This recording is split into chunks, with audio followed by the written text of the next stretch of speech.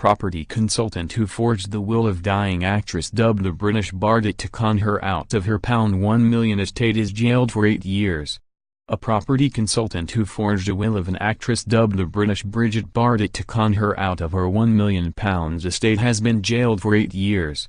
Iain Macmaster, 68, convinced actress Claire Gordon to give him her legacy on her will when she was ill with a brain tumor and faked her signature on the document. Ms. Gordon starred in a series of raunchy comedies and appeared alongside British comedy legends including Bob Monkhouse and some Mothers Do Av star Michael Crawford in West End plays during the 1960s.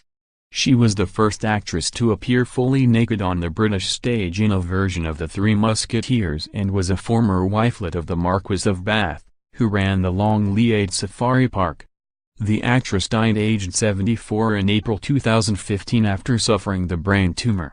Her assets, which included a cottage near the giraffe enclosure at the safari park in Wiltshire and a property in Hurghada, a beach resort in Egypt, was valued at £905,836. 5 months before she died, Macmaster became the executor and sole beneficiary of her will, and he got a mentally ill man to witness the document. He received 60% of the estate, and Maurice Benhamu, 41, who had an intimate kissing and hugging relationship with the actress 30 years his senior, received the other 40%. They each denied conspiracy to defraud in fraud at Southwark Crown Court. The pair are said to have carried out the scam between January 2014 and September 2015. Benhamu was cleared of both charges by a jury while Macmaster was convicted of fraud. Ms. Gordon had no children and had previously written a will in 2014 naming her cousins and their children as her beneficiaries, but this has never traced.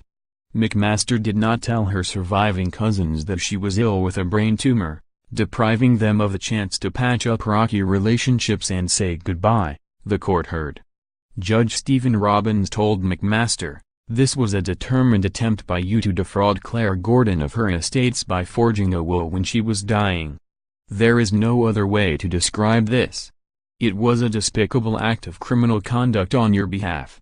Prosecutor Mark Halsey said, his intention was to deprive Claire's relatives and intended beneficiary of the entire estate. The cousins finally received £45,000 each after paying the inheritance tax. Mr. Halsey said, if there had been no fraud, their inheritance would have been worth £10,000 more. There were a substantial number of victims to this fraud, including her cousins, her cousins' children, her friends, and godchildren. It is hard to say exactly how many victims there were.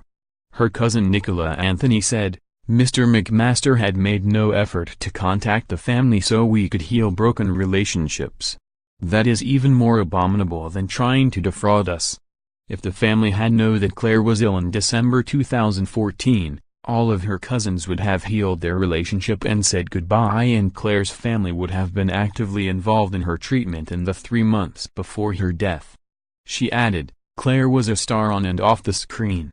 She has left a big gap in the lives of all of us.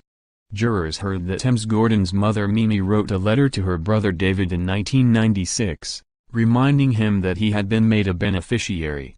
The will had been supervised by her solicitor Peter Lovett. The letter says this, in case I forget to tell you, Claire has made a will with Peter Levitt making her cousins beneficiaries, said Mr. Halsey. But that will mysteriously vanished and was replaced by the one making Macmaster the sole beneficiary. He got Ms. Gordon to sign it as she became increasingly ill, claiming it would save her money. Macmaster said when he met the actress over 30 years ago, she obviously found me attractive. We had a close non-sexual relationship, he insisted. He admitted one of the witnesses to the will, referred to in court only as Mr. Say, suffered from acute paranoia and signed his name as Ken Say. Macmaster told jurors, he was suffering from acute paranoia. I didn't realize until I met Mr. Say that paranoia was a significant mental illness, but it doesn't render someone incapable or disqualified from witnessing a will, far from it. Mr. Halsey said, Claire Gordon's signature is not her genuine signature, is it? It is, I saw her sign it. Macmaster replied. A forensics expert analyzed the letter and Claire Gordon's signature and said it likely to be a forgery. Macmaster claimed at an earlier hearing he tried to talk her out of it, leaving him her estate, and told her it's not fair to leave everything to me. Macmaster claimed Ms. Gordon told him to leave some to Benhamu, the court heard. Mr. Halsey continued, he said to Claire, "Well, I will take 60, he takes 40 inches. Macmaster said he told Ms. Gordon, "Okay, I will do this will for you," but that he wasn't enthusiastic, jurors were told. Friends and family of the actress attended court every day of the 3-week-long trial. Macmaster, of Fitzrovia Court, Carburton Street, Westminster, was convicted by the jury of fraud by false representation but cleared of conspiracy to defraud. Benhamu, of Watford Way, Hendon, was cleared of conspiracy to defraud and fraud by false representation.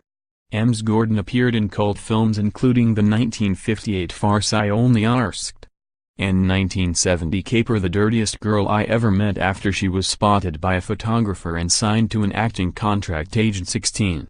She made her stage debut with The Darling Buds of May and was married to satirist and playboy Willie Donaldson, also known as Henry Root. They divorced in 1978 and he died in 2008.